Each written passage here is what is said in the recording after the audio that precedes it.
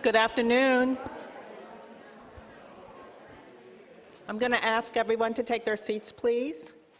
Thank you very much for coming here this afternoon to meet with us as we begin to explore badging at the Smithsonian and also with a number of partners who are interested in what it would look like to do a very robust badging program and what our expectations are of the people who are engaged.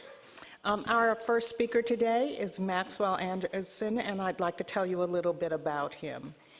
He is the Eugene McDermott Director of the Dallas Museum of Art, where he has been since 2012. Beginning with his first museum directorship in 1987, he has pursued solutions to challenges facing art museums internationally.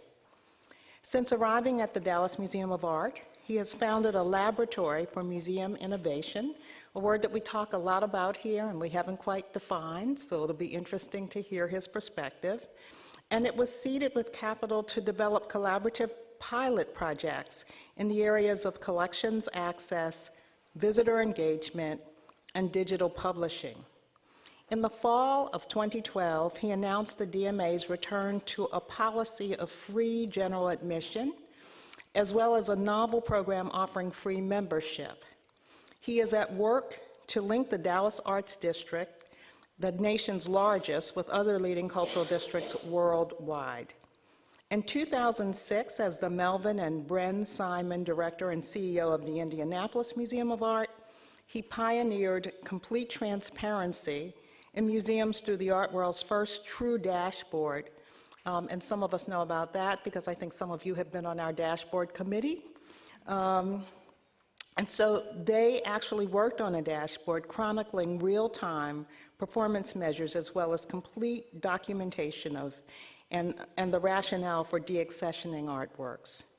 Anderson was director of the Whitney Museum of American Art from 1998 to 2003 and director of the Michael C. Carlos Museum at Emory University from 1987 until 1995. I'm going to stop there, but there's more. And I'm sure that after you have heard him speak, you will want to hear more. So I would like for Max Anderson to come up on the stage. Thank you. Thank you, Claudine.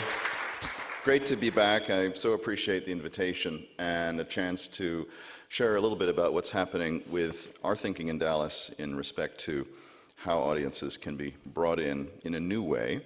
And certainly going free is a new way, not for the Smithsonian, but for the Dallas Museum of Art. In some ways it's new. Actually, we didn't charge for the first 100 years and then began about a decade ago. And it was in the course of starting up as director in 2012 that I had an extended conversation with our board and began to think about the ways in which we were serving audiences and the financial realities behind admissions income.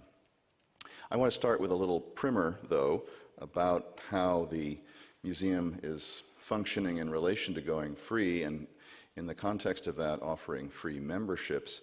Undergirding all of that is a premise that participation, showing up, as Woody Allen said, 90% of success, is what we value first from our visitors, and cash is something that comes along as a result of that participation.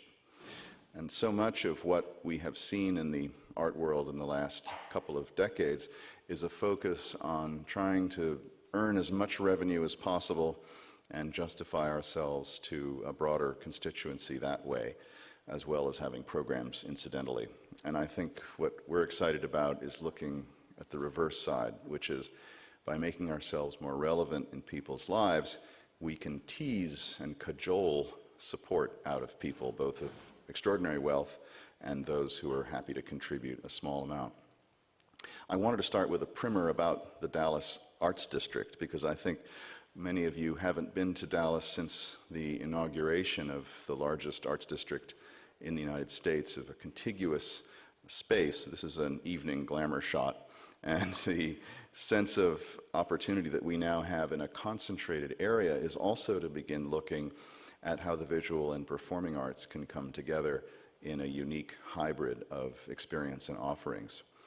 And the premise around it was back in the 1980s when the Dallas Museum of Art was moved from Fair Park, a kind of exposition park south of the city, to the heart of downtown, it yielded a crop of peer institutions which in the last 20 years have joined us, and 30 years in total, including most recently a performing arts hall for the city itself, but various and sundry institutions around this 19 contiguous block area, with the museum being at the far left of the screen. And what's yielded this is an opportunity to think about great architecture and great urban planning, and also how audiences can be cultivated from far and wide to come to a concentrated area of offerings and see in a larger framework what we're about as arts presenters, but also as incubators of ideas and participation, and in many respects, audiences' ideas as well. So by having great architects, we've also elicited a great context for creativity by performers as well as audiences. And we counted up 17,000 seats in this small hybrid area and 10 performance halls, which gives a great space for the aggregation of individuals coming together, but also for partnerships. And the Smithsonian knows all about those with your affiliates program. For Dallas, what we're looking to do is to take what is now simply the largest arts district to some place that's an incubator of new thinking and, as our new mission statement at the DMA puts it, informed risk-taking. And all of this is in a larger context, which is this sentiment. And I'll simply note that there is a quality to life as a new Texan that's particularly rewarding, and that has to do with an attitude of ambition without being braggartly, and a quality of experience that we're all seeking to provide for audiences far and wide. This is an aerial view of the Dallas Museum of Art, and not one that many have seen unless you're in an office building. But it's a campus that stretches from one whole city block to a new city park that's just opened in the last year. And we rank in various ways, and metrics is very important to me, as some of you know. Looking at the most recent statistical survey of the Association of Art Museum Directors, we have a lot of room for our permanent collection, which is good because it's a growing resource. But also, the quality of the works is, I'm happy to say, growing in numbers as well, and in membership, as I'll talk about now, we have a great deal ahead in cultivating participation. We've just completed a strategic plan for the next 4 years and included some language which our board was excited and nervous about and embraced fully, including words like transparency and a culture of caring, which is not the first thing you think about when you always think about museums, and my favorite phrase, informed risk-taking, which is very much what led us down the road to thinking about to change the business practices of the museum to reflect public participation as a core value as well. It led us to an idea, which was to abandon a premise around membership in a conventional way, and stemming from a very simple analysis of what art museums spend and receive in providing membership. So often the reward system for people who do what I do for a living is very basic. It's how many visitors do you have, how many members do you have, how many blockbuster shows do you have. And as I sought to look at the numbers with my senior staff and with a leadership team of the board, it became evident that, as is the case in so many other museums, memberships under $100 end up costing art museums some money. They cost us money because we're providing, through staffing and resources and events and activities and publications and foregone revenue from ticket sales, a pretty big number. And so we decided to experiment with the creation of a new membership program that was free called DMA Friends. And the way it works is you walk into the museum from outside, and it's now free general admission, so you're not obligated to do anything. And you're presented with some happy greeters, now in new uniforms that are more casual than before, and encouraged to go over to a series of iPad stations and sign up as a free member or a DMA friend. And what happens is, this is our board president, John Eagle, who quickly learned how to sign people up. And you simply enter your phone number and your email address if you're willing to, and you're on your way to a card that's printed out on the spot with your name on it and a barcode. And it's easier when the kids are showing the parents how to sign up, obviously. Cuts down the wait time for membership sign-ups. And with that, you also begin to explore what happens with your new membership card, which is really a chance to start engaging with us from the very moment you've walked in the door. And this family is looking at a series of rewards that can be earned from becoming a free member. And I'll talk about that in a little detail because it's part of the core and rationale for how we've developed the free membership program. But the premise is that participating, showing up, reflecting your interests and concerns and activities yields rewards, not giving us money. We don't object to that, by the way, but it isn't the first point of entry for our visitors. And on the very first day, in January 21st, when we launched this program of this year, we had a terrific response from throughout North Texas, but we also had a recognition that we were attracting visitors from all walks of life and a far more diverse audience than we had been enjoying up until that point. What it also signaled to us was an appetite on the part of people in North Texas, which includes Dallas and Fort Worth and Irving and Plano and so many other cities in our general area, which is the fourth biggest metropolitan area in the United States, was people who had previously seen art museums as preserves of wealth and privilege and an experience that was beyond their reach because it would require an education or a sensitivity to art that they didn't necessarily feel comfortable with. But by inviting everyone in and offering them this opportunity, we began to see something different. So what we've created with the Friends program is a series of badges, to today's point, and I'm simply focusing on badges as a feature of a larger framework of learning about audiences and learning what they privilege, how they experience art, how they experience the museum as an enterprise and as a social sphere. And what these badges provide is a way to magnify visitor behavior for our ability to understand what they're doing and to encourage them to participate in new ways. So from the badges, which I'll talk about as well, you earn points, and points are in effect a way of yielding rewards. A badge is not an end in itself at the DMA. It's one of the way stations to different types of experiences and opportunities.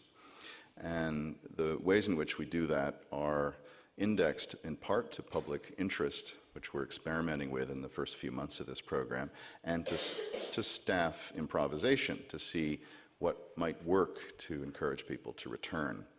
Because what's a very interesting challenge for art museums and other museums is the reward system for us as professionals, as I mentioned, has to do with bodies through the door. But with this new Friends program, we're able to track with great precision not just how many people are coming through the door, but how many individuals are returning, which is a pretty typical challenge for museums to track repeat attendance.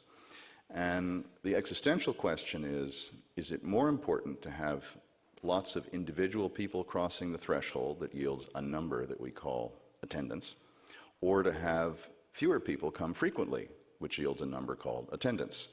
And the existential question is, if you rip off the Band-Aid and discover that there are some people who come to our museum every day, do you hide that and just pretend that there are a whole bunch of people showing up and that creates a bigger volume of X 100,000 visitors a year? And we don't think so. We think it's more valuable to understand how many people are coming, how frequently, what they're doing, what their experiences are, what they're learning, what they're telling us, and then having that be reflected in a larger program across the institution.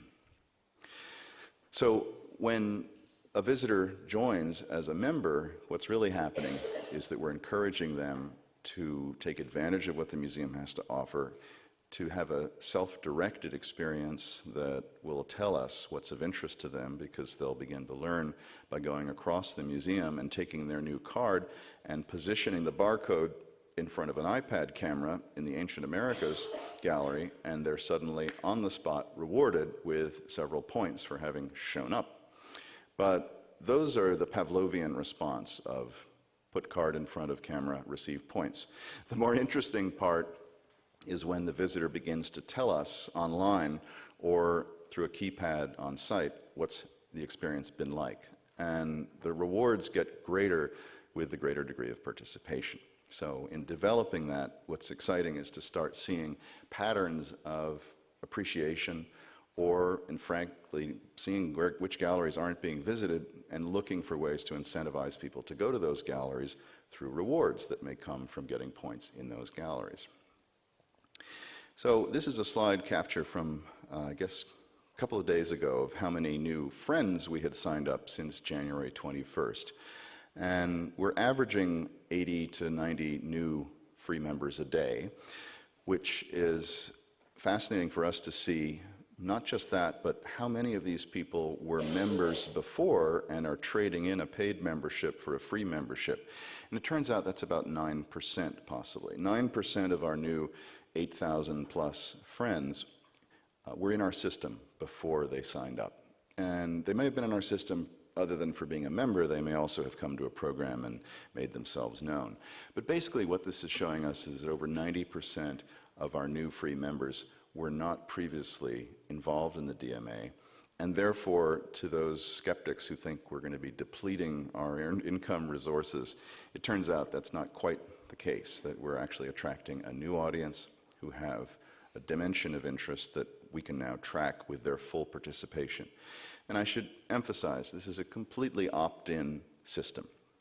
You can walk into the DMA today and wave away the cheerful volunteer or staff person holding an iPad ready to sign you up and say, I'm not interested. And they won't belabor it. So, at least I hope they won't. So the premise is that it's a free institution, but one in which you're welcome to join us for a variety of opportunities. We've given away 7.7 million points in our first few months, which might sound alarming if you were a CFO. And I suppose one could argue that it's a currency that's of our own invention, and therefore the points themselves are a matter of our setting a currency. And we will be tuning the currency over time of what redemptions can come out of those points. But what we're also finding that's far more interesting is the activities of our friends. And the pie chart on the top left shows the top 20 activities that all of these thousands of people are now engaged in. And not surprisingly, visiting the museum is the top activity. And then the European galleries are at 7.36%, the next top visited space, and then the Asian galleries and so on. And the pie chart at the bottom with the big blue area and the little slice of yellow shows the percentage of friends who have already joined and are paying money to be part of the museum. So we also invite those whom we call partners, which is people who give $100 and more, to become friends if they would like to acquire points. And I can't tell you how many people of extreme wealth have said to me, I don't want to not get points. So they sign up and they collect dutifully, much as they do with grocery cards that they go in and frequent flyer programs and all of the other associated premises around rewards and points that we're familiar with in consumer life. Everybody is itching to collect points. And the rewards, as I'll share with you, can vary greatly. But what's been striking to us is also how what we're trying to offer points for isn't necessarily perfectly aligned with what visitors would like to be rewarded for. And so learning on the fly in the last few weeks has been asking visitors what they would like to be rewarded for and what they'd like to be collecting points for. And on the right here you see the individuals, first name, last name, please don't blog these names, but I'm showing it to you, who have signed up and what they did at any particular moment in the visit. And I'm going to take this off the screen so people can't copy their names. We promised everybody that it would be an opt-in and privacy-protected experience. So we have all of those individuals. They're not any longer attendees, they're people, which is a bit of a difference because we know everything we can about them. And included in that is where they live. So we have a real-time zip code sort which tells us, based on the hot color to the light cool color, how many visitors from each zip code which then yields a bounty of information through Census Bureau statistics of the socioeconomic background of our attendees. And it also tells us who's not visiting, which is far more interesting to me, because the ultimate goal of tracking the participation is not only an experiential depth and takeaway for our visitors, it's also understanding where they live, where they're not coming from, and how, in the overarching term, we can better reflect the full demographic reality of our metropolitan region. So if all of our visitors are clustered in affluent areas, we're failing. If the distribution begins to map more equitably to the density of population distributed by zip code in reality, we will think we're doing a good job. And from there, we're really at a baseline. And I think tracking that, monitoring that, and making sure our marketing departments, education departments are thoughtful about where we're falling short in zip codes and zip +4 is really creative work. It requires contact with school superintendents, with principals, with church leaders, with people in parts of the city for whom we have a subpar participation as DMA friends. And in the course of the summer, we're going to be developing a lot of energy around this to start tracking how to build up numbers to more accurately match our MSA. And I think that's a signal difference between just counting attendance, which when you start to think about it is a very blunt measurement, because you could have the same Boy Scout troop running in and out of the door all day long to build up your attendance. But I think it's a little more interesting to understand if you're serving the population that is erstwhile your audience. And we'll be as specific as we can about this and as thoughtful as we can, recognizing that there are orders of magnitude of error and inaccurate data, but at least we have something to start with. Twitter is also an important tool for us in seeing how the participation is being reflected in a public context by individuals. And we're data mining, of course, across the board, trying to understand the behavior of people online who use certain key phrases. And we're also conscious of the fact that for a lot of individuals, sharing their experience is going to be an important way of acknowledging the importance of the institution for everyone. And the capacity of Twitter as a tool for getting the word out, not just about programs that we have, but about the specific experiences that we're now offering, including behind-the-scenes tours, an opportunity to spend time with a conservator, or for the highest point redemption of all, spend the night at the Dallas Museum of Art. There are so many ways in which we can hope to try to bring people into a deeper understanding of our mission, of the specific professional obligations that we have to incentivize careers in museums for young people who might at first see us as this preserve that's far removed from their reality. I did an op-ed for the art newspaper when we opened up for free in January. And the premise behind the effort with free membership was also that free admission simultaneously lowered the bar and made it possible for people to come and become part of the institution in a real way. And what's been striking since January is how many of our colleagues around the country are curious about the experiment. And we have submitted a grant with the Los Angeles County Museum of Art, the Denver Art Museum, and the Minneapolis Institute of Arts to see what it would mean to have a free membership program become a national program where points and badges would be shared across museums rather than one institution at a time. And what's interesting about this is that cultural tourism, of course, is something on the minds of a lot of bigger cities that are seeking to diversify and grow participation. But equally, to look across at a national platform is to begin to see habits of people in different constituencies and what might be different from one city to another. So we're curious to see if we can institute a program that starts to focus museums away from the commercial paradigm of membership towards the experiential paradigm of friendship, and start to understand also as professionals what the public wants from us, which doesn't necessarily mean in a Pavlovian way we have to immediately provide exactly what they want from us, but we can begin to look at how the programs we believe in and that we consider authoritative and essential and scholarly and valuable can have a lighter, more whimsical flavor in the eyes of people for whom art museums are very, very formal and scary places. And I think that's part of what we're looking at doing in a larger cultural framework, is to change the character of the experience.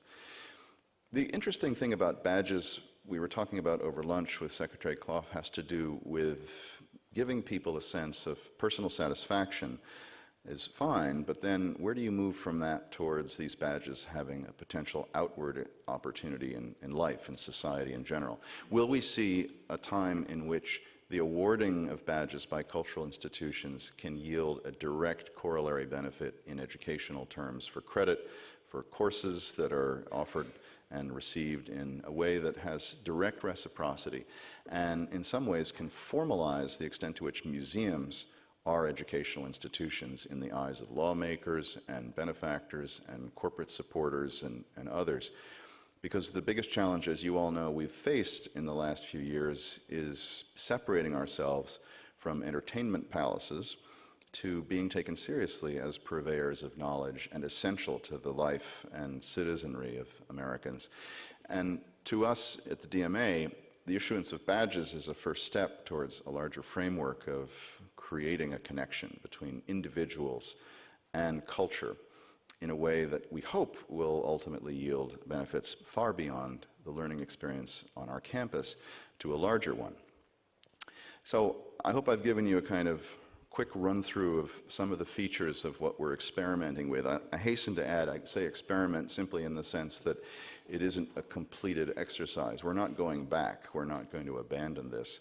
We don't have any indication other than that the financial picture is improving as a function of giving away admission for free and giving away membership for free. Because what's happening, of course, is a lot more people are coming through the door. Many of them are choosing to spend money as opposed to being obligated to. Many of them are signing up to become DMA partners at $100 or more. And many of them are also telling us about themselves, which is in some ways a far more valuable currency, because we can aggregate that information and by the end of the calendar year have a very compelling story to tell funders about who's attending, what they're doing, what they're learning, and we hope in the end making a better case for philanthropy as well as for grant making. And that, I think, is the lifeblood of America's museums. Outside of New York City, which is a tourist mecca with tens of millions of affluent cultural vultures who will spend apparently $25 at a pop, that's not the case for most of the museums around the United States. And that's why I fervently hope that as a community of institutions, we can continue to look for models that prove our relevance in people's lives, and through that proof that we can attract additional support. Thank you very much.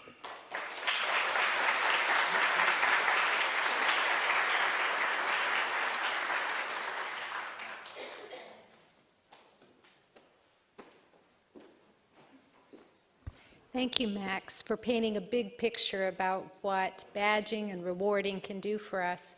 What I'm going to do is just introduce the panel that is going to now present some of the badging work that's going on at the Smithsonian. We'll start with Jonathan Finkelstein, who many of you have worked with, who is with the company BadgeStack and now BadgeOS, and also a new product called Credly.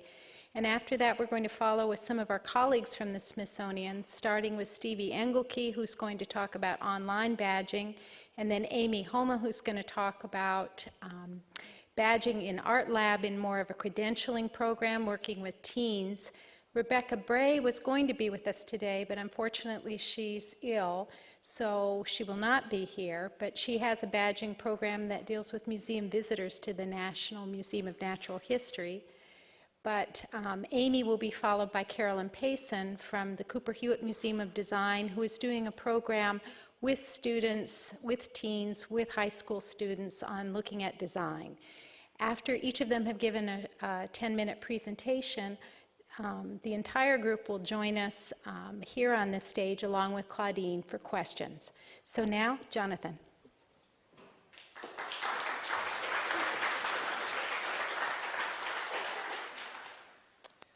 Thank you for inviting me. It's an honor to be here. And once in a while, they let me out from in front of the computer from doing webcasts to speak to face-to-face audiences. But I should note that there is a very large audience gathered with us online today, and so we thank you for tweeting and joining us. Rather than thinking directly about badges, which is what I've been asked to talk a little bit about, I wanted to talk about it in the context that Max essentially framed for us, which is around achievement and relationships, relationships that we can build with organizations and with peers and members of our community throughout a lifetime. Another way of thinking about the notion of achievement is where can we give credit to people where it's due? Where are they achieving things that otherwise would go unnoticed? There are degrees and certificates and places to recognize certain kinds of accomplishment, but can we do more to inspire and urge people? And you're all by now very familiar with the relationship between analog or embroidered badges from scouting and the military to their digital counterparts, which of course started to enter our world, I would arguably say, through a lot of the online games where they're used as one of many mechanisms for rewarding achievement and for helping surface that achievement to other players. And then we've started to see these digital achievements in physical settings as well, through some of the apps that some of your museums are already doing, and also through things like Foursquare, where we get credit just for being there. But what about everything else we do and achieve and accomplish? And is there an opportunity to reinforce the kind of behaviors that we value when we see them in others, and the kind of skills and knowledge that are close to our own hearts, whatever that might be, and to give people that kind of credit for it? So this is the segue into thinking about digital badges that can recognize learning.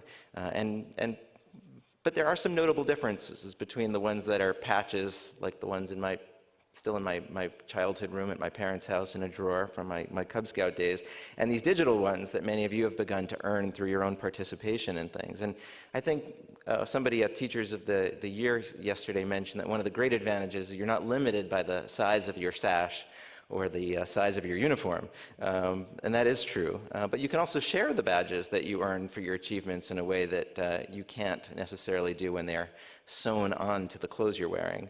They're also data-backed. A badge is a lot more than just an image, and it's easy to think of it as that, and perhaps to then in turn dismiss it as just a glorified sticker. But a badge is a cluster of data. At the very least, it tells you about a relationship between a person who did something and someone who recognized it. It tells you whether there's some sort of longevity over the skill or the behavior that they demonstrated. And there may be a link to some kind of evidence where you can actually go back and not only for verification better understand what this person's capable of, but perhaps even be inspired by the fact that somebody took the time and energy to create something or to contribute something that could actually help create or illuminate a pathway that you might wish to take as well. And so there's an inspirational component. There's also this notion of the idea that when you think about uniforms, they usually represent achievements that are given by a single institution. And yet, the thing about digital badges, because of their very nature, they can move around, they're mobile, they can be side by side with achievements from multiple venues, which start to create perhaps a better picture of what somebody's interests are and what they can contribute and who they are. And those are relationships that can actually continue for a lifetime. I think some people would wonder or argue whether or not we should be worried about there being so many badges, so many points of interaction. And I think one of the themes that I think you'll begin to see today, and perhaps as you further track the movement of badges, is that it's very much like what we all do when we update our resume if we need to share it with somebody. We curate it, much like many of you do at your own institutions. Just because you have it in the shoebox of all of your trophies and awards and achievements doesn't mean you always have to show it. There are certain things we're proud of in a given context and certain things that reemerge as things that we want to show off at different points in our lives. So we should recognize that the earner will have a say in the matter too. And of course we are benefiting from emerging standards around the issuing of credit, something that you wouldn't necessarily see when it comes to embroidered badges as recognition, or even between many kinds of games. Those are badges that tend to be issued by a single group and have a single governing procedure by which they're issued. But by creating standards, we have a common railroad track gauge, and badges can more easily be accepted, acknowledged, and jointly issued, perhaps. But I wanted to take one more step back. I see my friend Greg Stevens here from the American Alliance for Museums, and one of the things Greg likes to do is take a 50,000-foot view of the world. And I think in order to better appreciate why badges are coming up in so many conversations today is because I think they touch on a lot of things that are on all of our minds. There are a lot of trends that are all kind of pointing in the badge direction, or at least what badges stand for around achievement. Number one, we're all competing with people who think they know everything, ourselves included. We can go search for something, we can look it up. Many of you are doing your own learning right now on your devices when you wish to ignore what I'm saying because you have something more interesting to seek out. And that's perfectly okay. Well, I'll let you decide if it's okay or not, but it is perfectly acceptable, and it's how the world works. We direct our own learning, and we can do it, as you know, at anywhere and everywhere. By last count, Nancy Proctor informs me there's at least 40 mobile-enabled sites across the Smithsonian. And these are just, in some cases, immersive experiences. Other times, they're companions to visits. But they're also resources for people who are not here on the National Mall or in any of the Smithsonian museums or units. And so certainly the learning can happen anywhere. But that means so, too, can the achievement happen anywhere. And there aren't necessarily grades or transcripts or teachers to assess essays in all of those settings. And so to couple that with all of the free and open resources, of which there are so many, and some of those free resources are being organized into courses like edX, building on the MIT OpenCourseWare initiative from a few years back. And we're also beginning to then pull apart these experiences and pick at them the way we want to. When you look at the MOOC numbers for the massive open online courses, some of the largest MOOCs have very small percentages of people who actually finish them. But that's okay, because the people who are creating the MOOCs have decided that this is an opportunity for people to pick at the learning experience and develop it in a way that makes the most sense to them, much like we're doing with all of our playlists in so many different environments. The other thing that I think contributes to the attention around badges is that there's a lot of tracks being left for our activity in so many different places, not just in classrooms, not just in workshops, and not just in places that would normally issue a certificate. And so should we, or can we, let people know we care and we notice those things? And if you're in a position to observe those achievements, should you be empowered to do so and to let people know? And so that gets us back to that idea of personal curation. And there are so many opportunities to let the world know who we are and what our identity is. And then add to that the kind of visualizations of progress and the game mechanics that are at the heart of programs like the Dallas Museum of Art and so many other programs increasingly in our daily lives, like our membership rewards kinds of things, showing us how we're doing. We're kind of coming to expect people to let us know based on the data they have how we're doing. And so there's a fair amount of that. So I think with that in mind, it's not surprising, much to the sort of shoulder shrugging of some of you, that badges should find their way into so many conversations because they have a role to play in all of those kinds of trends. But if there's one way of summarizing the potential for these digital credentials, it's about acknowledgement. And I think acknowledgement can take the form of simply saying thank you. It can take the form of giving rewards, as the Dallas Museum of Art does, meaningful rewards. It can also be a stepping stone to responsibility or to capabilities or to privileges that aren't available to others, or memberships, or to a badge, which is simply a moment of pride that taps into the dopamine receptors in your brain and says, hey, that felt good. I don't know why, but somebody noticed I did something. I want to keep doing it, and I want to make it happen again. And then there's a couple of different ways to think about these badges, which I think is useful as you listen to some of your colleagues speak about their programs. Which are the places where these are badges that are siloed, that kind of stay in Vegas, if you will, versus ones that are shareable or can go anywhere? And I think that's one way of looking at badges. It's also a safe way of thinking about getting involved in them, because you can start within a universe that you have great knowledge of and not worry about what the rest of the world thinks. Another way of creating a spectrum over which you can look at badges is the sort of gold star versus gold seal continuum. And you can kind of think of the gold star as the kind of attaboy, attagirl, good job. But these can also be thought of as helping visualize progress. They can improve retention because you kind of are collecting experiences and you have a sense of where you're going and where you've been. And on the other side of the spectrum, you've got certification programs, the gold seals that you're likely to want to show on your personal identity curation for life, perhaps, or at least during this portion of your life.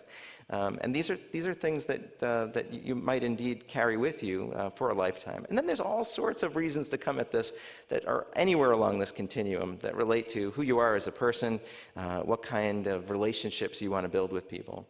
But it's good to kind of know where you are when you think about badges, where you are on this continuum, because otherwise it's like the proverbial elephant. We're all touching a different part of it, but we don't necessarily think we're talking about the same animal, and we might not be, in fact. So I think at the very heart of digital credentials and badges is one word. It's values. No, that can't be. I'm getting the timer thing that tells me how much time. I'm not done yet. I got it. And Rebecca Bray yielded a few of her minutes to me. I said, I don't want the flu, but I'll take the minutes, thank you. So acknowledging what you value in the world is really at the heart of what badges are about. And one way to think about what you value is the three different components of people who are in a position to take note. A lot of people think a badge is just about the recipient, but I think we would all admit that it says as much about us and our identity and our brand and what we value as it does about the person who achieves something. So what do you acknowledge in the world? What would you value in the world? Think about it from your own personal perspective or from your institution's perspective, your unit's perspective. Are you the Academy Awards and valuing excellence in the motion picture sciences? Are you the Nobel Prizes? Are you the National Design Awards from the Cooper-Hewitt? Or are you the Dallas Museum of Art? Do you value friendship and relationships and building deepening commitments to an institution?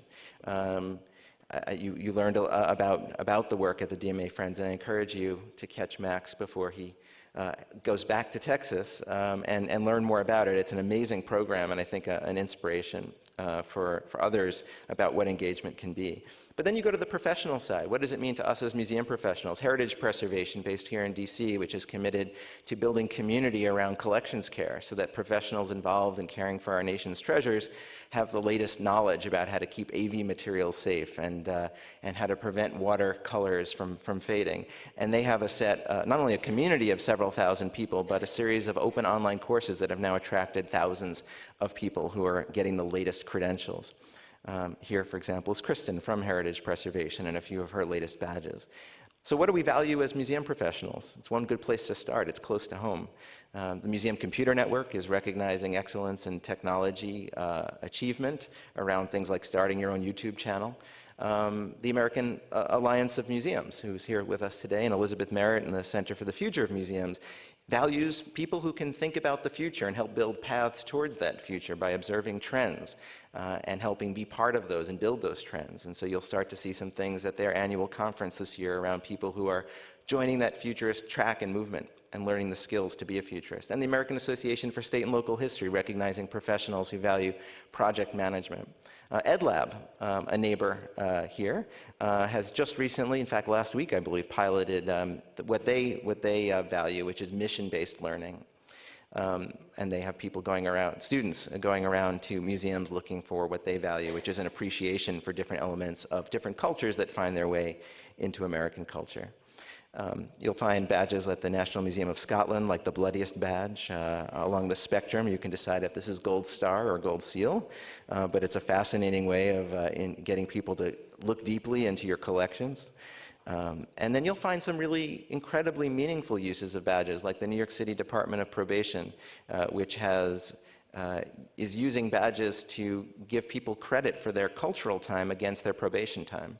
So if you visit New York City institutions and meet a curator and produce some evidence, that goes towards your 40 hours of learning and community service. We call that self-directed probation. And they value having people leave the juvenile justice system with inspiration to do the things that will motivate them to do well in their life. The New York City Department of Ed values technology literacy skills and building community and smart community around those things, and you'll see badges emerge from them.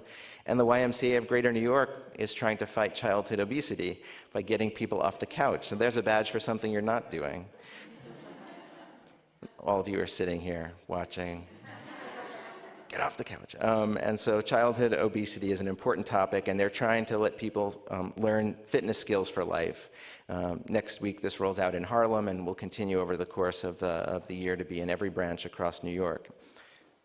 So there are lots of interesting ways of overlaying observance of achievement on so many different parts of our lives, and then letting learners experience your institutions through new eyes as they think about the fact that there may be other people watching and thinking about what you can achieve. And I'll just wrap, by the way, by saying that one of the things that we value, what do I value? I value opportunities for people who have never felt empowered to say thank you or I appreciate what you do, have never had a formal or even an informal way of letting the world know that somebody in their midst is doing something that's important to them. And so one of the ways we've put our focus on doing that is to try to create a stream of free and open source tools that allow people to build systems or to integrate systems that recognize achievement where it happens. So BadgeOS is one of the systems that powers a lot of the things that you're seeing today, and it's actively being downloaded for free on the web and powering things like music learning and all sorts of random stuff that people keep writing me about. It's very exciting to see. And so I encourage you to check out some of those tools. Oh, I guess I don't need to tell you what the Sharpie was. But what I will do, though, is pave the way for, okay, I can't apparently fast forward my slides, but that's really what it's nice to be able to do with the badges you earn. You can't do this with your transcripts, right? The ability to cross out the stuff you don't like, but you can do this with your badges. And so I encourage you to think about what are the Smithsonian's values? What are the ones you have immediate direct observance of? And what are some seriously amazing things that you can recognize? And with that, I'm going to go ahead and turn the floor over to Stevie Engelke, who's going to talk about some of the seriously amazing things that are going on here at the Smithsonian.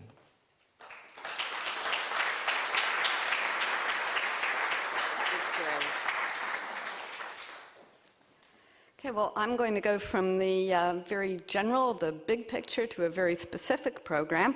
As Jonathan said, I'm Stevie Engelke. I'm at the Smithsonian Center for Learning and Digital Access, and I'm going to talk about our program, which is called Smithsonian Quest. It's a completely online digital badging program, and building off what Jonathan just said, it really conforms to what we value as an office. And our mission statement, the goals for our office, are to inspire people to pursue the things that they care about most, and then to take what they've learned and to explore other things that they may not have ever known that they were interested in, but because of following through with some of the things that we make available to them, they find new passions. And then finally, to be able to give them the tools that they can use themselves to carry what they've learned into their own communities and take actions in their communities. So, as we all know about badging. We all know about badges in real life. And this is an opportunity for us to really extend the sorts of badging opportunities that you have if you're a member of a group, if you're in a Girl Scout troop or whatever, and to expand this to being accessible to literally a worldwide audience. So I'm going to talk about the history of our badging program, starting with 3 years ago when we really piloted the first Quest programs. And this is a part of a program that we did that was an online conference series called Shout. This was a series of conferences related to environmental issues that focused on land and water problems. And at that point, we really saw the badging opportunities, the Quest programs that we developed, as a way for our learners, the people who participated in our conferences, to expand on what they learned during the interactive online conferences and really take them further into their own lives. So the focus was really on the online conferences where people could interact in real time with Smithsonian researchers and educators, and all of the conferences were archived. They were recorded and archived. So our first conferences, our first badges, really pointed people to going back to the recorded sessions and finding something in them. We gave prompts for the Quest, finding something in the online conferences that they would respond to. We really made them something that would be multidisciplinary. So people would be able to react to the online conferences and carry their learning in ways that meant the most to them. So in this case, this was an online conference that focused on issues around, well, actually it was a curator who a lot of you know, Pat McGonigal, and it connected with an exhibit that was at the Museum of Natural History at the time. He's a soil scientist, and so we really wanted people to say, well, you know, you've heard what Pat McGonigal had to say, but how are you going to think about this in your own life? So this little boy, he's a third grader, and he literally took it into his own life. He went out into his backyard and really thought about what soil meant to him, and he posted this response online. This is another example. This is taking a resource, pointing people to the website at Natural History, the Ocean Portal website, and asking them to explore the website and then respond to it in a creative way, either artistically or through writing. So this is an 8th grade girl who responded to something that she learned from the Ocean Portal website, and you can see this is a very beautiful watercolor. I actually have this as a screensaver on my computer because I think it's just so beautiful. The badge that I just showed you before, it continues to be one of our most popular badges, and all of the badges that we did in the first 2 years of the pilot program have been folded into the ongoing library of resources that we have now in the Smithsonian Quest program. This badge here is just another example of going back to a recorded session. This is going a little bit deeper. So you can see up in the left-hand corner, that's the badge that a student or any learner could earn. And the 3 smaller circles are the quests that are part of that badging activity. So a participant could choose to do 2 of those to earn the badge, any 2, so there's a lot of latitude within it. This one is really a very scientifically focused badge, but asking somebody to use innovation to go back and look at something that was done in an online conference and talk about water issues and how they might explore water quality and come up with some solutions to improving water quality. So this is an 8th grader who's really described it and then offered a diagram of what she would do. We're now in our first year of really changing the focus of our program. So right now, we're really focusing more on the badges themselves, and we're seeing the online conferences as one of many resources that our participants, our learners, can use in completing the badge activities.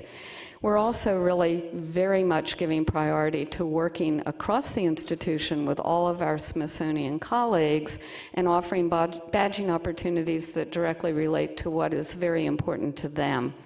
In this case, we began the year with the inauguration. This was a direct response to a request from Smithsonian Enterprises and the teachers that they had who were leading school tours coming down for the inauguration.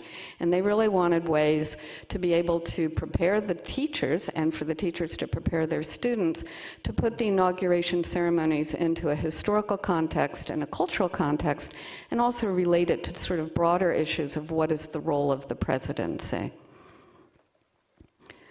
This is a badge that we followed up with. This was in February. It was working with civil rights that we were talking about, the aligning really with the opening of an exhibition at American History that was for the emancipation, the anniversary of the emancipation and the March on Washington. But also we incorporated a very small exhibit at the Portrait Gallery that was about women who are leaders in women's rights movements. And so in this badge, we pointed people towards some of the assets in the Portrait Gallery about analyzing a portrait. They were also given the opportunity to think about portraits in a very broad way, so they went to the Arago exhibit, online exhibit, looking at postage stamps as very small portraits, and really thought about how you can look at a portrait for clues as to what the life of that person is and the importance of that person. A couple of things just to point out here. You can see that the username is a 7th grader who has called himself on this website Tango the Evil-Eyed Gopher, a very 7th grade sort of a name. And this is just, I'm pointing this out because we are completely COPA compliant, because our audience is largely middle school, and so we really had to think about 13 and under kids. Also, another important feature of the program as we have it now, in the lower left-hand corner, you can see that there's a comment by someone who is on our teacher advisory board. So this is a group of exemplary teachers that we've recruited largely from the group of Teachers of the Year that are identified by the Council of Chief State School Officers.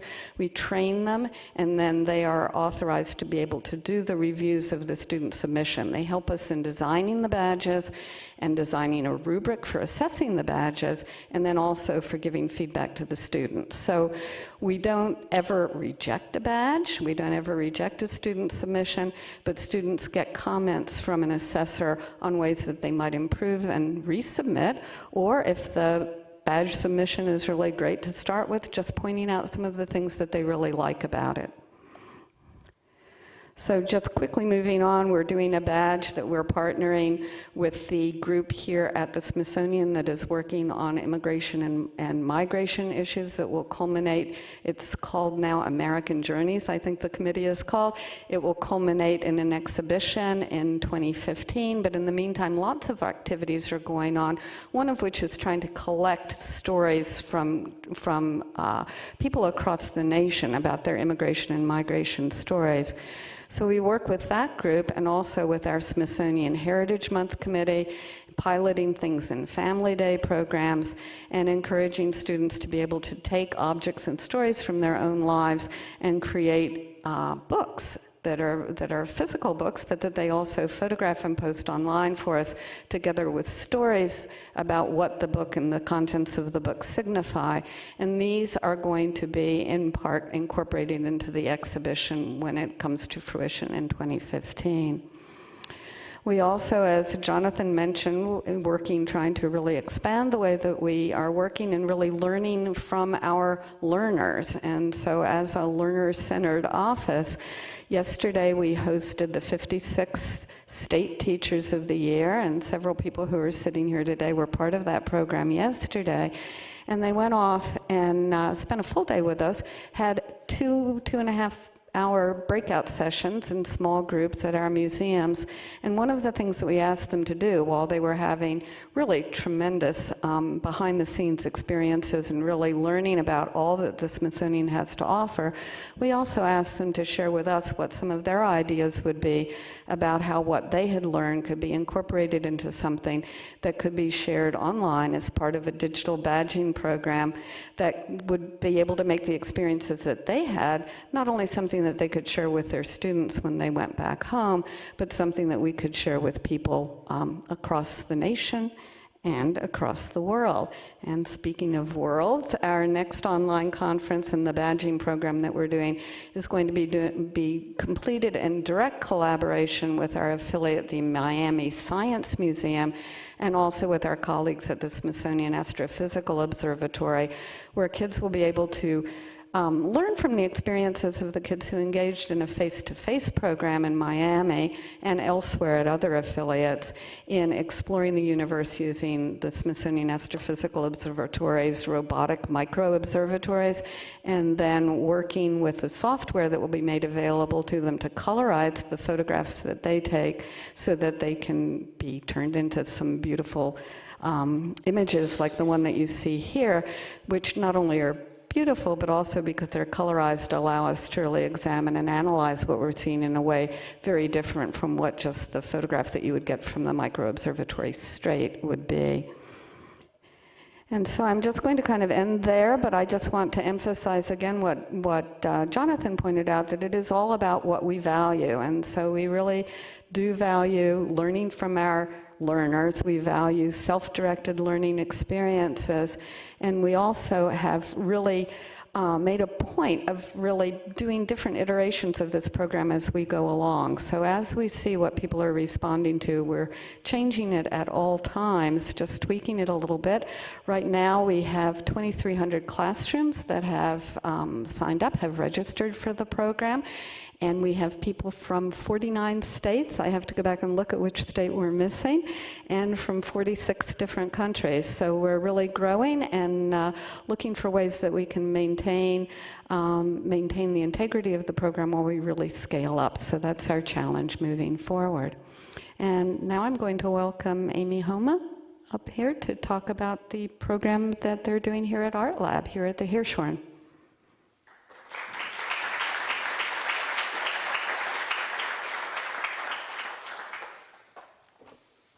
Hello, I'm Amy Homma. I'm the manager of digital learning programs here at the Hirshhorn Museum and Sculpture Garden.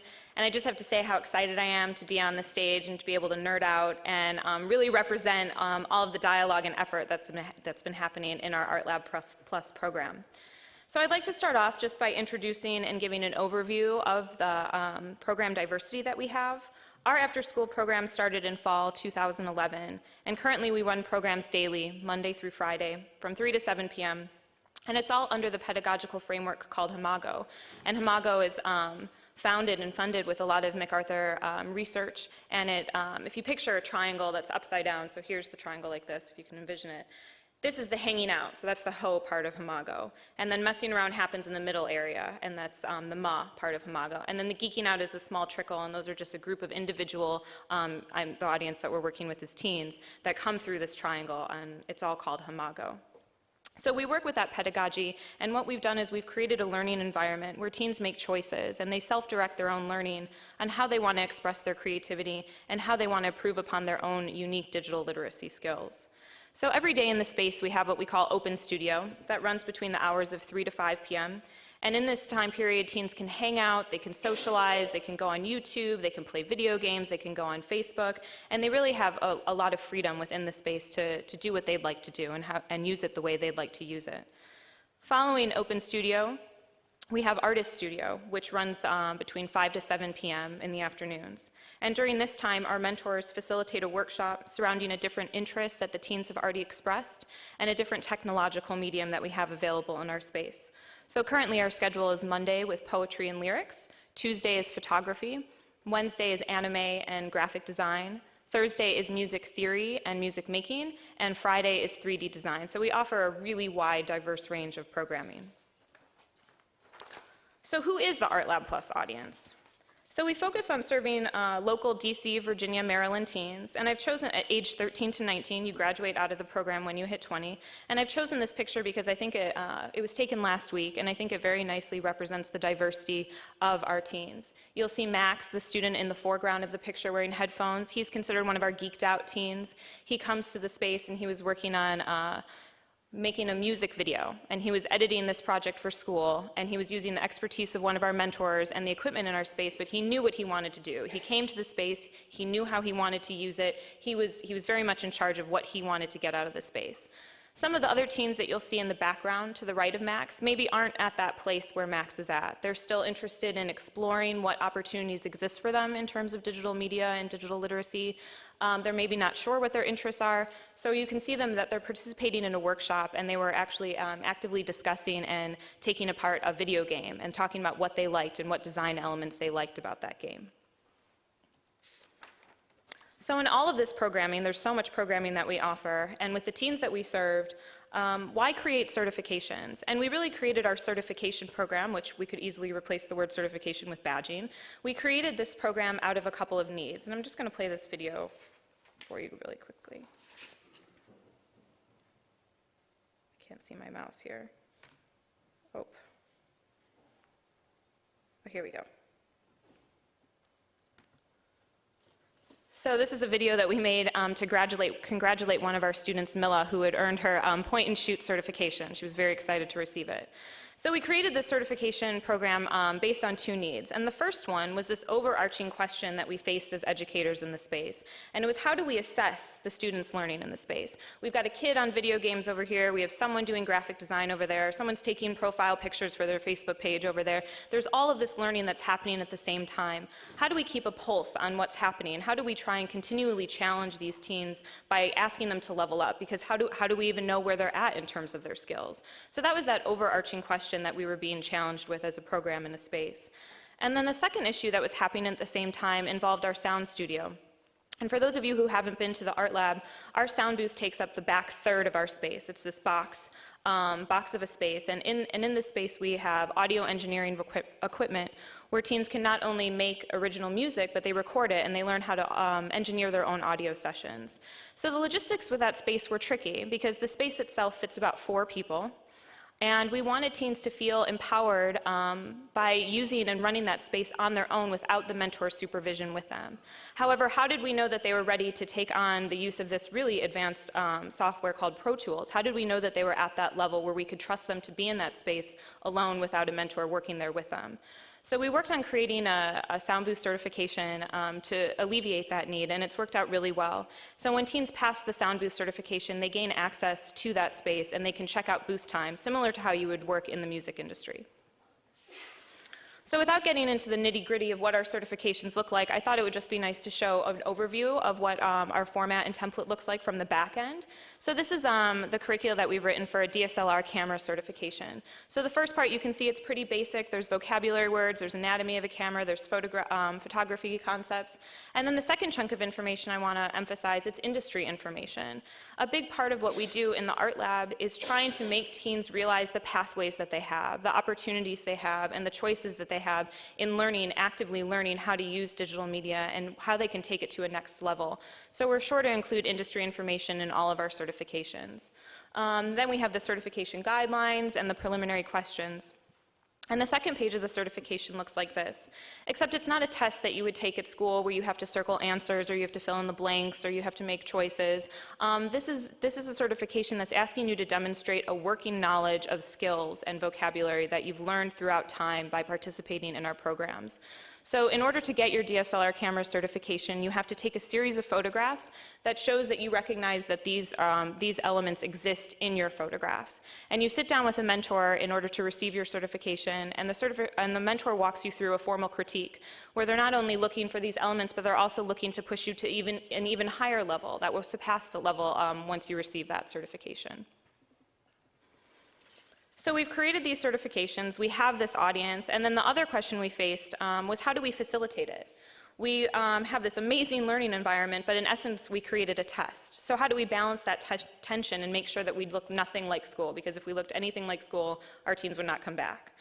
So the answer to that was that we wanted to allow freedom. And when I say freedom, I mean that we wanted to allow the mentors to have the freedom to teach in their unique teaching style. And giving that freedom to the mentors would therefore allow all of the different learning styles that are coming to the space in the forms of teenagers, all of those different learning styles would then be rewarded if all of the different mentors could teach in their unique teaching style. So I have 2 examples to show for that. This first image is a portrait made by a young man who comes to the space named Antoine. And Antoine loves challenges. Sometimes he'll walk directly up to a mentor when he first gets into the ARTLAB space and he'll go, hey, what you got for me today? Challenge me. He wants to be challenged. He's looking for that. That's the type of learner he is. He's a very active learner. So in working with one of our mentors, Don, he created this portrait and he earned his point and shoot certification. But not all students are like Antoine. And so I want you guys to listen to a little bit of a music clip that another student named Kilmar made. And then I'll explain it to you.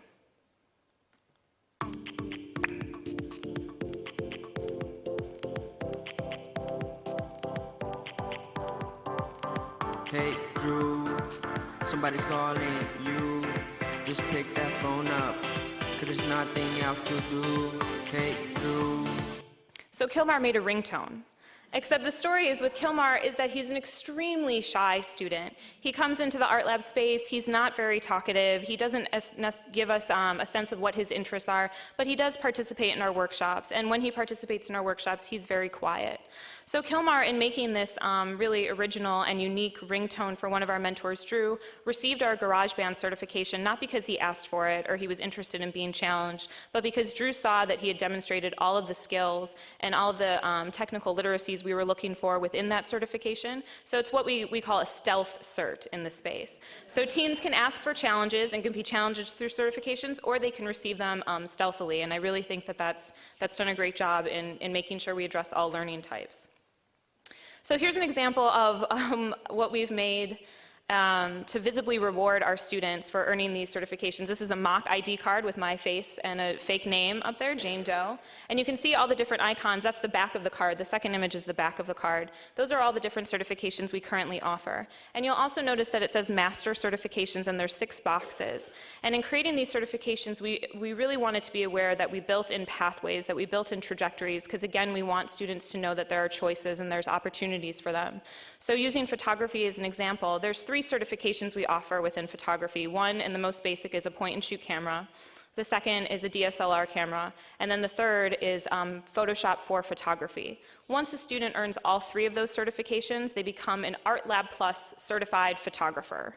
And that's a big reward that we will put in the box of the master certification. We don't have a teen who's quite at that point yet, so we don't know exactly what the incentive and reward will be, because we're continuing to be responsive to the students' needs. So it's something we still need to work out, but I'm really excited for us to get there.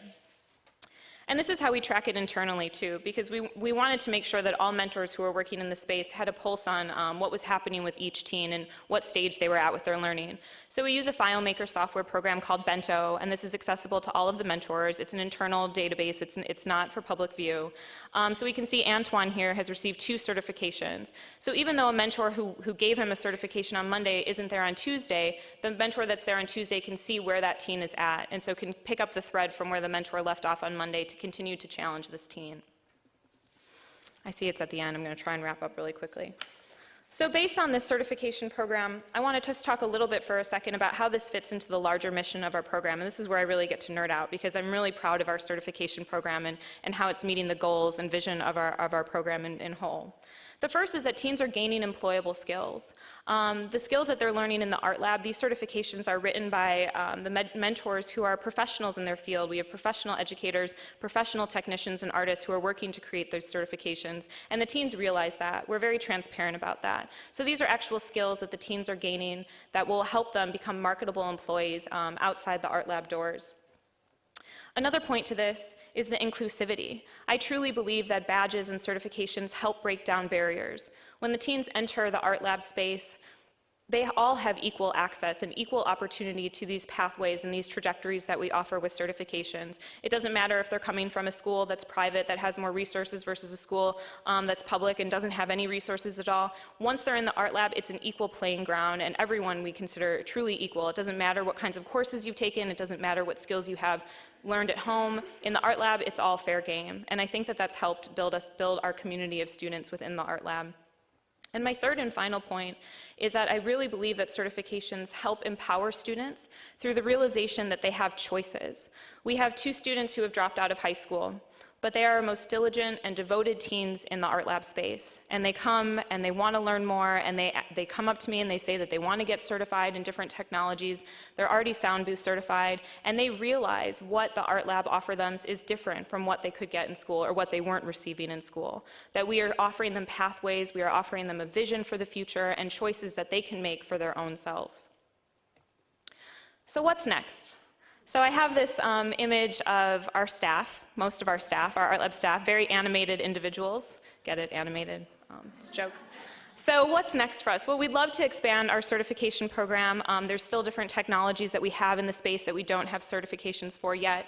And we'd also like to broaden it to include different audiences. I'd love to work with audiences with special needs. I'd love to make certifications for senior citizens to learn how to use DJ equipment. I would love to transfer our certifications over to a professional development side and offer them to teachers, offer them to museum educators, because I see a big need for adults to learn how to use digital media and become more proficient with digital literacy. So it's really just an exciting time, and I could just keep brainstorming up here about different ideas that we have for our certifications, but I know I've already gone over, so I'll end it. So thank you so much.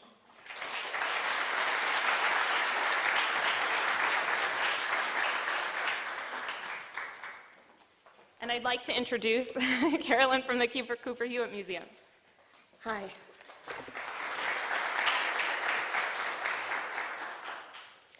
So I'm going to talk about a pilot that we're sort of in the middle of launching that's a specifically badge-related program that's connected to our design prep program. Our design prep program is a program we've been running for years at Cooper-Hewitt, designed specifically to reach high school youth in New York City. Just to give you a sense of the demographics, we serve approximately 800 kids a year. All of our programs are free. Approximately 85% of the students who register and participate are from underserved populations. Over 90% of the kids who participate qualify for free and reduced meals, and over 60% speak a language other than English from at home. And traditionally, these have been in-person programs, and the grant that we got was from the MacArthur Foundation, was to take programs we were already running in person, face-to-face, and come up with a way of badging them. And one of the fun things about a pilot is it gives you that opportunity to really look at each piece of what you're doing and to be able to do a really deep dive to look at some of the implications, both in terms of the kids and their preferences as well as your own workload that will happen as a result of overlaying something with a new layer with something like badging. So we received a grant last year to implement badging in that program.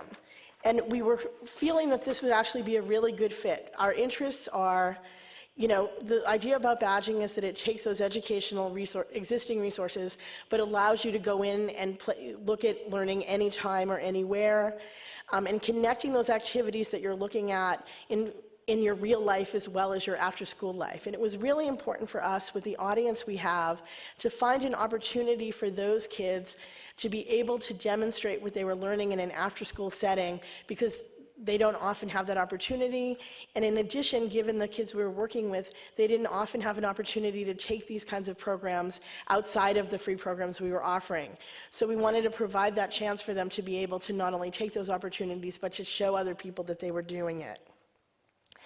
And we really want, again, to connect those students to that idea of lifelong learning. So badges were a way, of course, we were initially thinking of that game-like interface as being an important part of badging that would appeal to the kids. We soon found out that that wasn't exactly what they were looking for, but that was part of our initial attention. And the other filter that we look at all of this is that idea of design and design thinking. We're a design museum, and one of our core missions is letting people know that designers think a certain way that is often linked to problem solving, and that thinking can be applied not only to the actual formal work of design, but into everybody's everyday lives. And that was really important to us, especially that user focus of design, right? Design is about not just creating something that you want to impose on other people, but it's essential to the idea of design thinking that there is a user, and that user needs to be accommodated. So that was important to us and was a real driver in this, so that when Jonathan talks about valuing what we are as an institution, that idea of the participants and users having a voice in every aspect of this was very, very important to us, as was those core design skills of engagement, critical thinking, and problem solving. So we implemented our project with 3 big activities.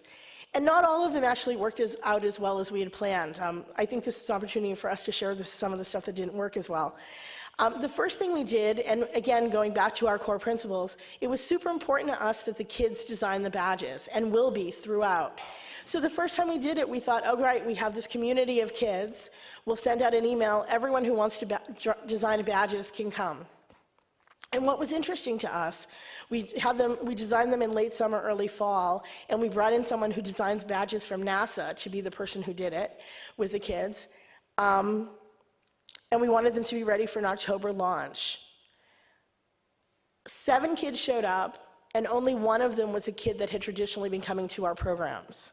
So of the hundreds of kids we knew, only one of them came and 6 of them were not. And what was interesting is that the core group of kids were kids who were interested in badging and sort of computer graphics, but not necessarily interested in design, but it was a new topic for them. So luckily, we've now folded them into our programs, but it made us think about, in our next implementations, to wait to design the badges. Instead of having them totally ready, why not integrate the design of the badge experience into the courses themselves so that the students who were participating in them would be able to reflect upon that experience and integrate that to the badge design. So, but we did get our badges to implement in our Teen Design Fair. So the Teen Design Fair is our biggest event. We have 350 kids, and they come and meet with a range of designers. So we had decided they could earn either Explore badges or Create badges. And Explore meant that you could go and talk to somebody, and Create might mean you uploaded a photograph or created a little bit of conversation based on what you saw. And again, using basic principles of badging, we assume that, in the easy badge, people want to earn badges. Everyone can earn one just for attending. And even though 350 people came, only 12 badges were earned. And again, that was a really interesting thing because our instinct had been that everyone just wants to earn and keep, earning those credentials.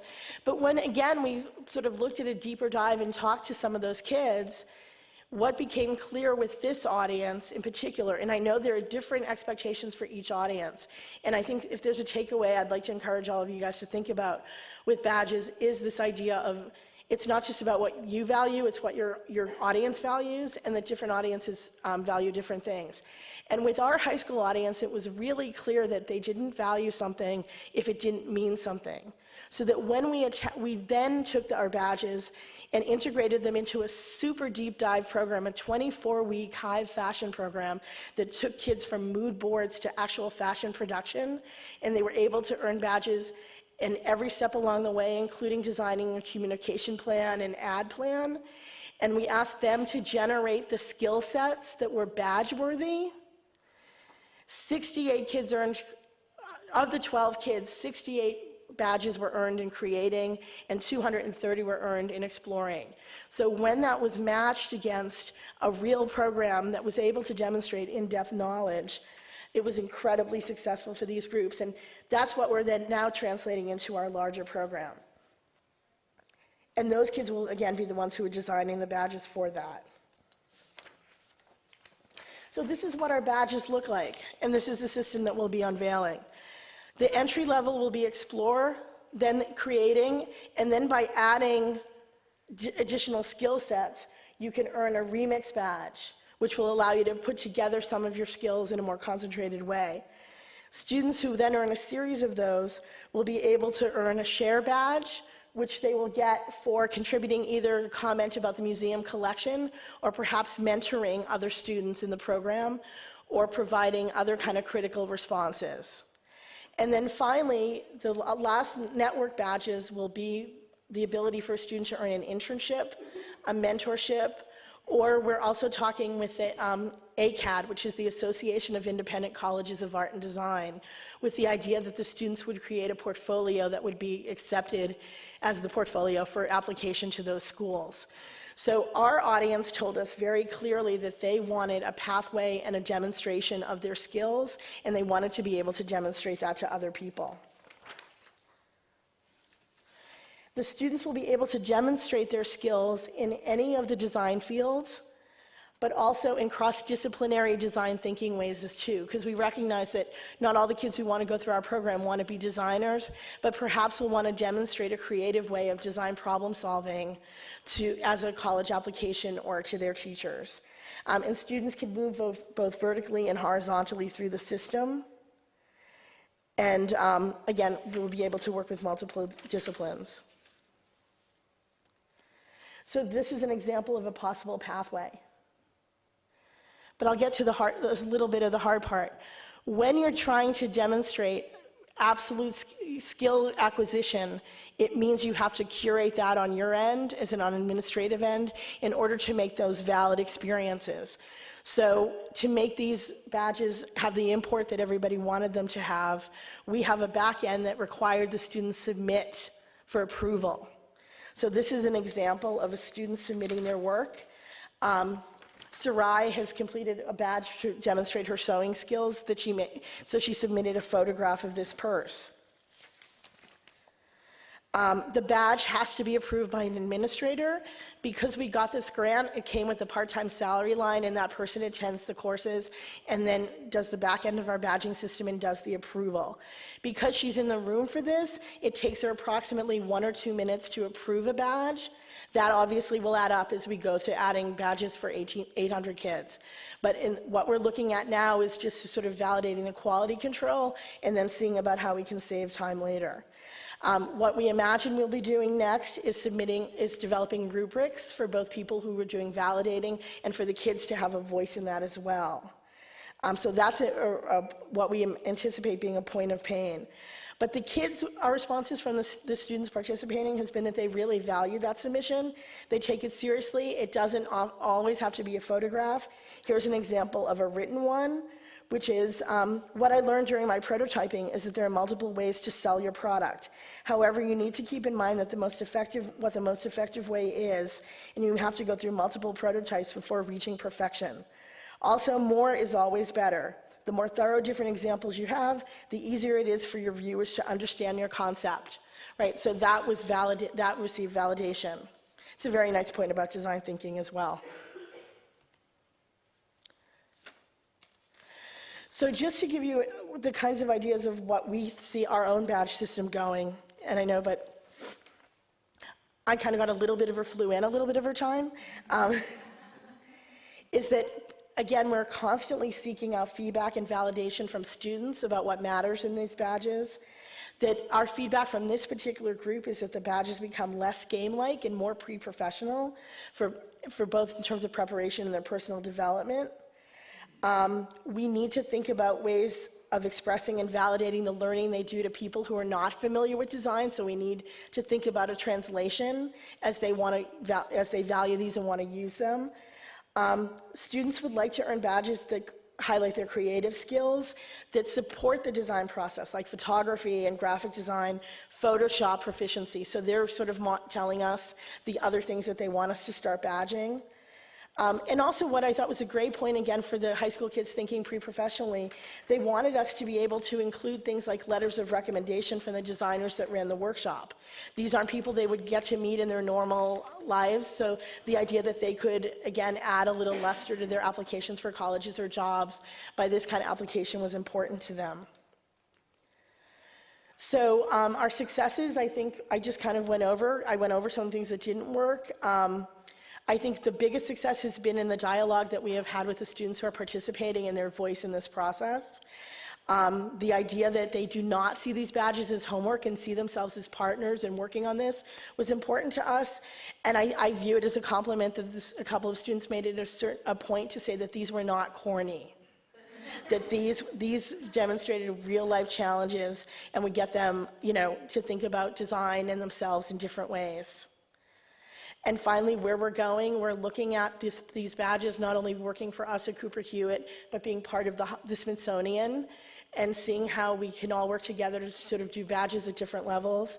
We're also part of the Hive network, and we think that kids who experiment and work with different cultural organizations should have that opportunity of sharing their out-of-school learning.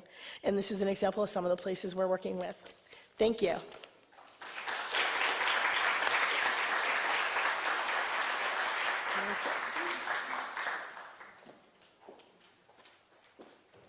Please join me in thanking all of our presenters today.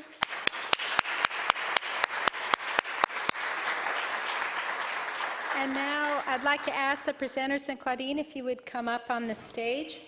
We'll have an opportunity. We have microphones on each side and an opportunity for questions. While they're coming up, I would like to mention if you are interested in knowing more about badging or thinking about a badging experience you might like to offer in your own institution, on May 29th, so May 29th, that's a Wednesday, from 10:30 until 2, we're going to have just a brainstorming hands-on workshop in the ARTLAB. And the ARTLAB is in the sculpture garden here at the Hirshhorn. And it's just going to be an open forum. Jonathan is going to join us, and it'll be just a chance for us to talk with each other and learn from each other and think about what next with badging. So that's May 29th from 10 until 2 in the ARTLAB right in the Sculpture Garden. And with that, I'll turn it over to our esteemed panel. If you have questions? I would ask if anyone has questions for you to please go to the microphones so that we can hear your question clearly. This is your time for conversation.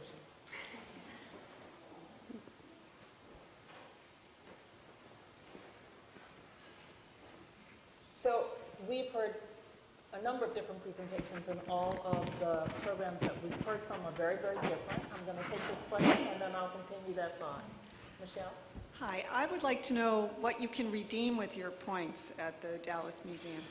Well, if you go to dma.org/friends, you can find the whole gamut, but it starts with something as simple as free parking, free exhibition tickets, and those start at the lower end of points, of a few thousand points.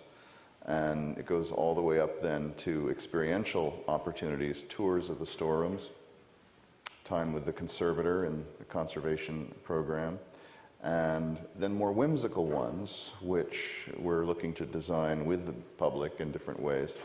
I mentioned the biggest one of all is spending the night at the museum. You can also earn a partner status, so you can come frequently enough that you become a partner of the museum at a $100 level and above, and you get all the benefits of free parking, free exhibition tickets, discounts in the store, and so on. So that way, if someone is really motivated to have that status, quote unquote, that they can be purchased by other people but they can't afford, it's not an obstacle. You just have to show up. So there are quite a few rewards. I won't go through all of them. As I say, they're on the website at dma.org/friends. But we're constantly thinking about ways of improving it. And what's been surprising to us is that what we initially thought would be interesting for people experientially, so far they want the free parking and the free tickets and the discounts, and those rank very highly in terms of what people are redeeming their points for. Can you identify yourself before you ask your question? Yes, Elizabeth Merritt, Center for the Future of Museums at the American Alliance of Museums. So this is primarily directed at Carolyn and Amy because I think it's most relevant to the Cooper-Hewitt and the ARTLAB programs. But it seems like digital badging and micro-credentialing in general is really going to take off when employers demonstrate that they value these as credentials that are equivalent to other kinds of traditional degrees. Do you have any examples of your graduates, I'm putting in air quotes there, actually coming back and saying, wow, I got a job, and when I did my application, one of the things I know they looked at was this badge or credential I got from you, and it had real weight with this potential employer? Do you want to take it first? I'll start. We don't yet. We've just implemented that. I think that first step is our work with ACAD and getting it accepted as a portfolio, but we're a little in early days to make that link. But we do have kids who would say things like, can I share this with my art teacher, or can my guidance counselor should know that I know how to do this. And we're at a similar point. We started our certification program this school year, so it's very early on. But what we do is we work pan-institutionally to create job opportunities within the Smithsonian for these teens, and then we let them know that on this application, please specify what certifications you have earned, because we are giving priority to those candidates. Hi, I'm Nancy Proctor. I head up mobile strategy and initiatives here. I was just wondering, question for Max. I understand that the values of the free membership and the digital badging system go far beyond revenues. But I was curious about the costs compared to the old membership model. You mentioned early on that there is a cost to running those systems, and how does that compare with the new system? We'll take something like free parking, for example, which in the past our garage has 500 spaces or so, and we were at about a 33% occupancy rate at any given time for the garage. So that occupancy rate is now going up slightly because people are redeeming for free parking, and therefore that's an opportunity cost. That's money we're not getting, which if I were anxious about it, I'd say, why are we giving away so many free parking spaces? Instead, I see it as one of the few things that we have that actually has an inventory. Unlike our other friends in the Dallas Arts District who have seats, much as we have here today, that fill up and you're done, we don't have an inventory challenge. So that extends to the fact that giving away free exhibition tickets, you could argue, is another cost to us, but it isn't really. In fact, what we find is that people who have free exhibition tickets from points will often bring a friend or a relative or a business associate, and they will in turn buy a ticket to an exhibition which wouldn't have been purchased before. In offering experiences that really costs us nothing other than staff time, and it's so limited in terms of, so far, redemption rate, it's negligible. So each of these instances shows that the true currency of participation doesn't cost us that much to offer. And the whole provision of the program as a free open source technology is really energizing the staff from the front door all the way through everybody's offices to figure out ways they in turn can shift their burden of responsibilities in the workplace to focus more on visitor enhancing their experiences. And in terms of staff who directly administer the programs, were you able to shift any of this onto the technology and reduce your direct staff overheads? Sure, and I think the invention of both badges and rewards has been a creative exercise in the team across the institution. But the shifting is mostly in the development department, where previously the management of the membership program was looking at the 20,000 plus households that are members, which we still have, but so much of the effort was being exerted on those that were at a lower level member who might have a question or looking for a benefit, and everything had to be a la carte, addressing that individual. Now, because it's all an online capacity to answer those questions and have people redeem and follow and track their own earnings and spending, it really has automated a process which previously required staff time. So some of those development staff are now assigned to researching upper level donors and their capacity, or doing grant writing, or looking, in other words, at opportunities for support that we didn't previously have resources for. Thanks. So I have a question for the three of you who are in art museums. And it seems that through badging, you're also learning about your constituency. Mm-hmm. And so can you tell me what you've learned and what the process has been for gleaning information that allows you to work more effectively with that constituency? And we can start with you, Caroline, and Amy, and Max. Sure, and I think it's important to note that we're learning about the constituency we're working with right now with the idea that we would need to learn similarly about other audiences when we want to implement badging for them, and I think that's really important, because I don't think what works for families and kids will work for our teens. Because this is based on a face-to-face program, we have the opportunity to meet with the teens all the time. So we're either pulling out focus groups of the kids, we're asking them directly, or we're following up. So we're really getting a lot of our information from the kids we're working with. We also poll kids at our big events, our teen design fairs. So we get information about their ideas and what interests them at the beginning of the year as well. So we're trying to go straight to them to get that information.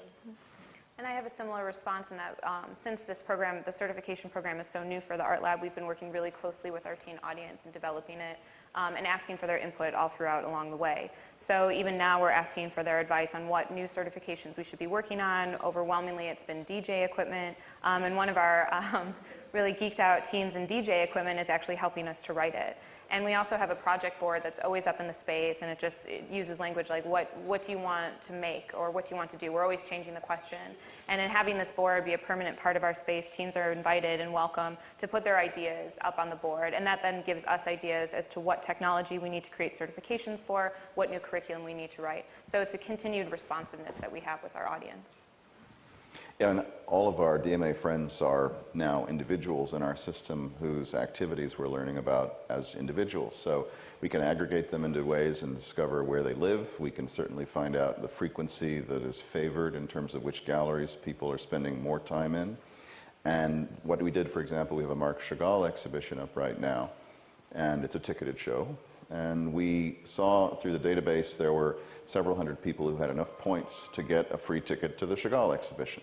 So we emailed all of them in a mass email saying, you have enough points for a Chagall ticket. And 200 or so people came in, redeemed their points, got a ticket. Many of them brought friends or family who bought a ticket. And so we cleared out some of the inventory of points, which is always great for the CFO to hear.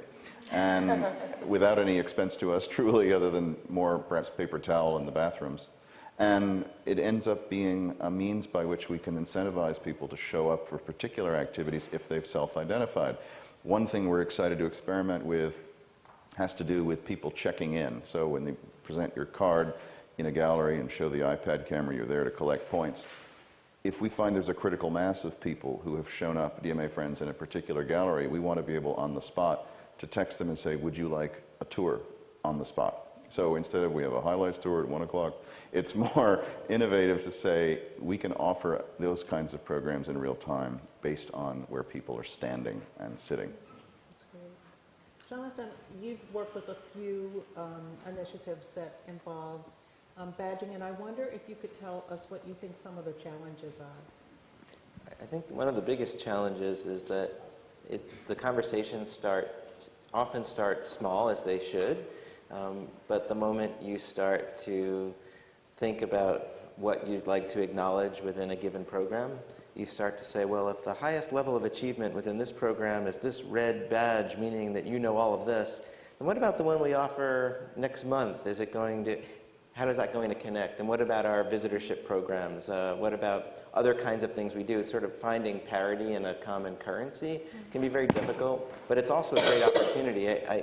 Max has an amazing team at the Dallas Museum of Art, and all of them come together to think about what does this mean from an educational perspective, what does this mean from a membership and a development perspective, what does it mean for the docents. I love that you guys have an activity where somebody on the floor, one of your staff members, can reward someone who asks a great question with points for just being an active member of a tour. So there's so many touch points across an institution. I think one of the biggest challenges is not being overwhelmed that it's a learning process and that you're going to be listening to each audience. And over time, these systems can develop. I don't think they need to develop overnight, though. And just as to Beth's question earlier about the employer response to badges will not develop overnight. It's funny because we all know we're in some sort of developing ecosystem and we want to get to the end point really fast so we can see it working, but we're all building it as we sit here. And Stevie, I wonder if you could say something to us about the work that you've done with educators to help vet the submissions so that you're able to confer the badges. You know, how complex is that? What would that look like if the whole Smithsonian were engaged? I mean, what's the challenge? Right. Well, these are teachers that we've worked with in the past because we do host the Teachers of the Year every year, and we have an ongoing relationship with several cohorts of teachers over the years. And we ask for volunteers. They get about 15 hours of training. They work with us really closely in developing the badges. And then during the course of the year, we have, in addition to just sort of email back and forth with them, we have online conferences. We have video conferences with them to really talk with them about the challenges that they're finding, the trends that they're seeing, the responses from the students. It's actually, we're learning so much from the teachers. It's part of our development process as well, because what we're learning from them and what they're able to observe in the students and in the other teachers that they're working with is really helping to inform where we go with the badging process.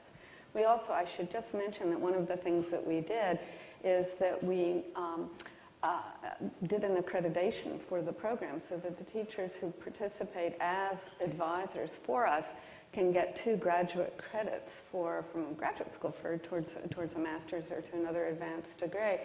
And the majority of the teachers over the past couple of years have chosen not to do that. They say that the thing that they enjoy the most, that what has been most valuable to them, is to be part of a development process of a program that really balances formal and informal education and what that looks like, because they're looking for ways to do that in other ways than online badging, and ways to incorporate what students are doing outside of school in general with what is happening inside the classroom.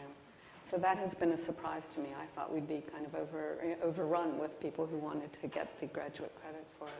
So one of the things that I think is pretty wonderful about this opportunity is that our audiences provide us with a feedback loop, and we learn from them what's working and what's not working. And accordingly, we can make changes. And I wonder what significant changes you've made since you've been getting this kind of information from your audiences. Well, we only started January 21st, so it's, even in a digital world, it's not a lot of time to learn a lot. I think we're waiting for a fuller dimension of the year to understand seasonally what's happening. A lot of museums have trouble driving traffic on Tuesdays and Wednesdays, for example. So we clearly want to try to level off attendance where we can. We have late nights every week, and we have opportunities for people to take advantage of us in different segments of time. So we're going to be looking for ways to incentivize traffic, certainly during the summer months when school is out and not every kid is in a camp. We want to provide those types of fora and opportunities. I think it's also a chance for us to experiment and test some of our own assumptions. We make assumptions about the length of time people come to the museum and how much time they spend in front of a given work of art and other kinds of really measurable approaches that we want to understand better. And I think that's part of what the staff is now very excited about, is figuring out how to use a system that's in place to test our own assumptions about visitor behavior and expectation. And it's too early to know what those will be. So I am wondering if any of these programs are privileging people who are not Luddites. I mean, you know, it seems that in order for your audience to be good participants, they have to be willing to check in, they have to be willing to, you know, scan their cards in different galleries. In your case, they at least have to be teens who are prepared and ready to engage in this world. And so what are some of the ways that all of you make people comfortable who may not have had access to great technology? Well, our first effort was to acknowledge that not everybody has a smartphone. So we don't have QR codes. We insist on using a three-digit or a three-integer code to check in if you want. So you don't always have the opportunity to scan. If you've lost your card, you can just remember your cell phone number. That's your membership number, by the way. So everybody has a unique identifier. And then with a simple flip phone, you can accumulate points. And that was an important sensitivity from our end, because everyone has been excited about QR codes, but that's a level of technology that not everyone has. I think the other striking thing for us has been all of these empty nesters coming to the museum. We see a lot of people of a certain age in front of iPads. It's not all young geeks who are taking advantage of this. And we clearly also have on the floor now people who are wearing less formal outfits, who walk up to anybody of any age and any background and say, would you be interested, and walk them through the process. So it's not a matter of self-identifying as being interested. We approach every single person who walks in. I think with us, it's not the ability. It might be with some kids to access. So we generally have in all of our teen programs maybe 3 laptops and maybe 8 to 10 iPads, so that if they can't access to do the uploading at home or do the work they do, that they can do it right there. Most of the kids come in with some kind of familiarity. They get better at it when they're in the programs, but so it's not that barrier, it's access. Mm-hmm. And we recognize, too, that there's this common misconception with teenagers that they're going to walk in the door and they're going to be able to just jump on a computer and get at it, and that's not what we found with a lot of our teens. We saw that there was intimidation using technology. We saw that there was some fear because they don't have access to this types of technology within their communities or at home or at school. So we've created somewhat of a makeshift maker program, that's okay, makeshift maker program, where we introduce the teens to analog tools. So for example, we did a joining activity where we had teens cutting metal and learning how to joint them. And that leads into learning about an XYZ plane for the 3D design day. So we're introducing them to tools that are very hand-on, that are a little bit more commonplace, that maybe they've seen in their art classroom or at some point in their life, because we realize there's this big gap there, even with teenagers, in terms of digital literacy. And we found that a lot of teachers are using it as a technology immersion for their students. So students who are not comfortable with technology, they use it as a way of introducing technology. So we find a lot of times, even with the online conferences, that they're participating in it from a computer lab. We also find that a lot of teachers who are ESL, English as Second Language teachers, are using the programs as ways to really get their students familiar in a non-threatening environment, that they're using the keyboard, we don't care about misspellings, you know, that sort of thing, that they're being introduced into technology that way. We have a question? Check. Paul Griffith, Air and Space Museum. This is a very, very big picture question. I'm not necessarily sure I'm asking to. SI is a very big place, and I'm seeing one big problem sort of going forward. We were talking about currency. It would be great if badging, there was some sort of core concepts or standards applied to badging in the different categories across the institution so that it, can thrive in that way, because it would be great if you could spend points that you gain at different museums or encourage people to go to more museums than just their favorite one or two. But at the same time, designing and imposing those standards are going to be anti-innovative and slow, as many things are in this institution. How can that be addressed? So I just want to be clear, because I think that we're talking about two kinds of badging here. When we're talking about the programs that we're already doing for youth, in many ways, although people expect badging to be a credentialing opportunity, for us now, I think a lot of our students are creating portfolios. So they're not using them as a substitute. But I think what Max is talking about is using badging as a way for us to learn about our communities and then to act on that. So I think he should take that question because it seems to be geared in that way. Well, if, for example, we succeed in building a platform with 8 to 12 other museums around the country, I'm old enough to remember a currency exchange where you show up with your Lire and they have to be converted to Deutschmarks. And I think in the same way, another museum might say, we're going to honor the DMA's points for the following types of rewards that we offer. And I think that's completely legitimate, and I think it also offers a kind of granularity around the experience that's particular to one institution over another. Knowing the Smithsonian a bit, I think adopting a central standard could take a couple of years of well-intentioned dialogue leading to sclerosis. And I think it's great to have a polyphony of opportunities across the Smithsonian where maybe the points are the same eventually, but they can be redeemed for different types of experiences. My personal anarchic point of view. I'd probably lean towards anarchy myself. But, have there been any rumblings about how to standardize within the Smithsonian? Any sort of guidelines? We're at a very early stage. I mean, the evolution of this process has been a really interesting one because I would say that the MacArthur opportunity was very catalytic, and everyone had a different way of approaching badging. And the three museums, or the three units that are doing badging are the Cooper-Hewitt National Museum of Design. We don't have a person here from Natural History, but they also have one. And then the Smithsonian Center, Skilda, for Learning and Digital Access, has also done one, but they're very, very different. And we thought that that kind of anarchy was absolutely right at the beginning of the process because we're learning different lessons from each of those. Now there is more interest across the institution in doing badging, and now is the time for us to start coming together to find out why people want to do it and what they would like to achieve.